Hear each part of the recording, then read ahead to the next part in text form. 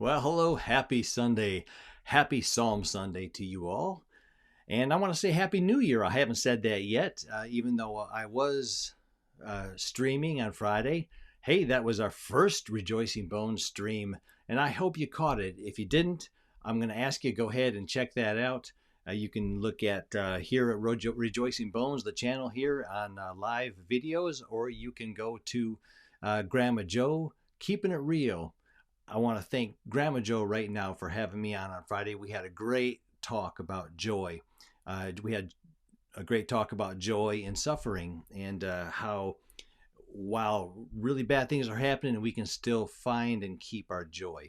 So go ahead and watch that if you get a chance. I'm going to be slicing that video up in the future, and we can do some shots at it because it's kind of a long one, and then we can kind of consume a little bit at a time because there's a lot of good nuggets in there. But hey, back to today, Psalm Sunday. It's the Psalm 37, verse 4 that I want to talk about. How would you like to know that you're going to go into this year and get what you want? That's what's going to happen. I really hope so in your life anyway, and hope so in mine. Let's focus on that. We're going to get what we want for 2023. By December, by the time Christmas comes, we're not even going to want Santa Claus to be here. Who cares about that? We're going to get what we want. And that's the rub. What does that really mean? Let's look at this verse. Psalm 37, verse 4. Delight yourself in the Lord, and he will give you the desires of your heart. You know, when I used to read this verse, I always focused on the last part that says that he will give you the desires of your heart. I thought that was a nice thing. I knew it wasn't really a freebie. We'll talk about that in a second. But I thought that was where this verse was really heading. That's the part that we had to figure out. That's the part that once we got that down, we knew what God meant in this. But I want to encourage us all today. Let's not even focus on that part. I think, seriously, if we just read the first part and it said, delight yourself in the Lord, that would be great.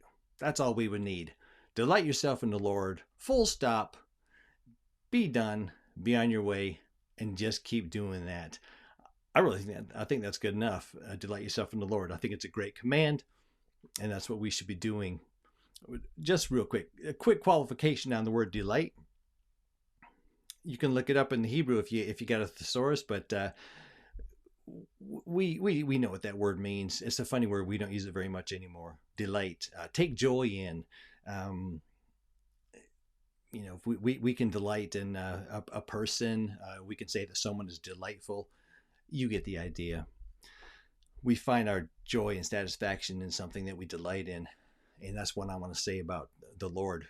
Let's just delight ourselves in the Lord. But what does that mean? What's going to happen if we do that? Let's explore three different meanings that might kind of explain what it will mean that he'll give us the desires of our heart. The Lord will give us whatever we want. That's sort of the first theory. Some people really think this. In fact, I think some people think this even if we're not delighting in him. That's just what it's all about. It's all about me. What do I want? And the Lord's just going to give us what we want. But I think most of us kind of know that we can toss that theory. What's the second one? The Lord will give you whatever you want as long as you delight in him, because your desires will align. In other words, yes, if we delight ourselves in the Lord, he will give us the desires of our heart. In other words, he will give us whatever we want. And that's going to be okay because we're delighting in the Lord. Well, then we're going to want what he wants. And we kind of explain it that way.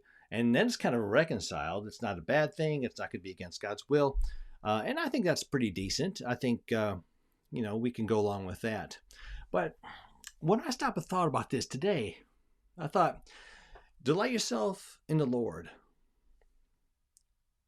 What else can we delight in? I mean, really, if we delight in anything else, especially more than him, well, that's idolatry, isn't it? We don't want to do that. So If we delight ourselves in the Lord, He's going to give us the desires of our heart. Well, what's going to be the desires of our heart? Well, I think it's going to be Him. I really think this is it, folks. I think this is the answer. Maybe I'm wrong. Maybe the second one is more correct. Maybe it's both. But I think we can just stop there. Because, listen, if we go throughout the day and no matter what's happening, we just enjoy the fellowship of God so much. We are treasuring Christ as our all. Then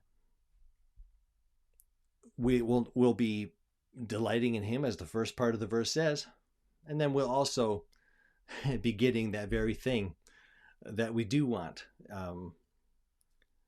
He'll give us the desires of our heart. I pray today that the greatest desire of your heart is Jesus Himself. I hope you liked this today. Don't forget to subscribe, share it with a friend of yours who might need it, and we'll see you next Sunday for Psalm Sunday. You have a good night and be joyful, be restored.